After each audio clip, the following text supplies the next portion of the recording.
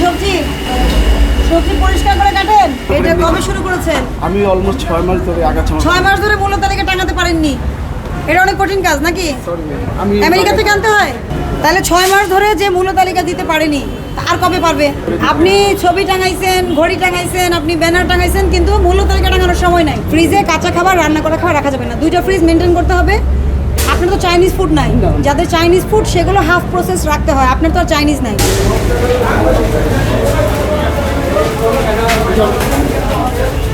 ধুয়ে ফেলছে সব, পরে যাবো, দাঁড়ান আমি পরে যাবো। ধুয়ে ফেলছেন তো সব। এই এখানে কিন্তু পানি, যে কেউ পরে যাবে। পানি আছে। আপনাদের ক্যামেরা ভাঙবে, ঠিক আছে? ফ্রিজটা দেখি। আপনারা কেউ স্লিপ কেটেন না, অ্যাক্সিডেন্ট করেন না। ফ্রিজের খাবার কোথায় রাখছেন? ফ্রিজে কোনো খাবার না, দাঁড়ান দাঁড়ান, সবাই ধৈর্য রাখেন। এটা কি বাঁশ? লাকি লাকি বুঝতে পারছি, বুঝতে পারছি, লাঠি লাঠি বুঝতে পারছি।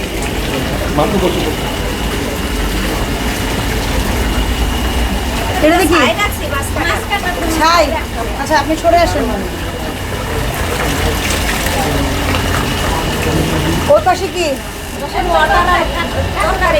বস্তাতে কি?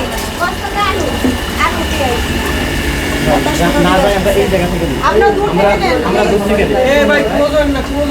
দূর থেকে নেন। এটা কি সবজি? সবজি পরিষ্কার করে কাটেন?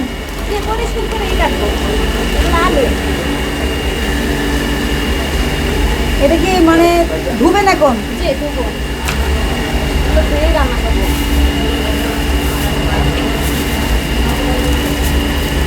এটার উপরে ঠান্ডা জিনিস ছিল, এটা ভিজা, ধরেন।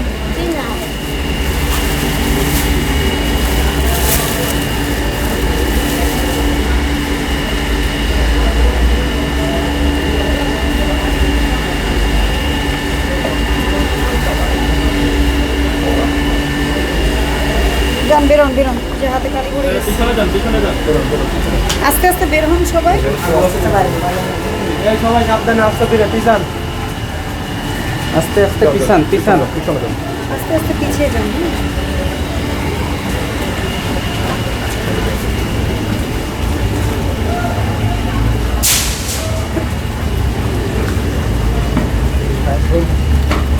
আর দেবো না, মন তো গরম হয়ে যায়।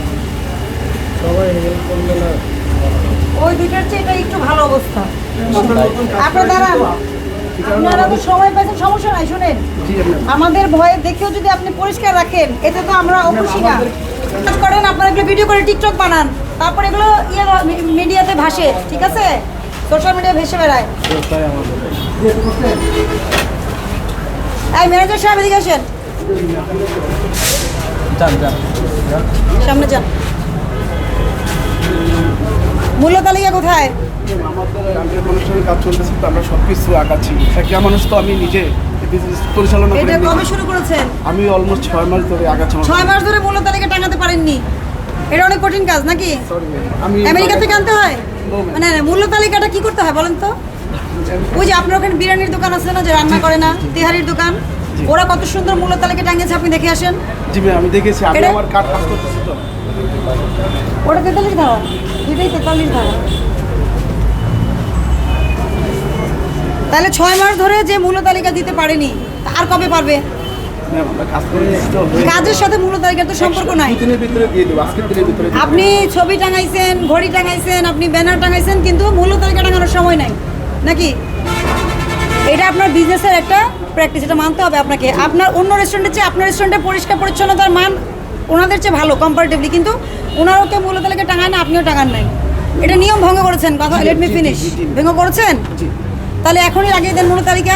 আমি বলি, একটা কাগজ আর একটা কলম থাকলেই তো হয়, বেশি কিছু লাগে? একটা কাগজ, একটা কলম, অথবা একটা বোর্ড বানিয়ে নেন, যেদিন যেটা রান্না হয় টিক মার্ক দিয়ে দামটা লিখে রাখেন, ঠিক আছে?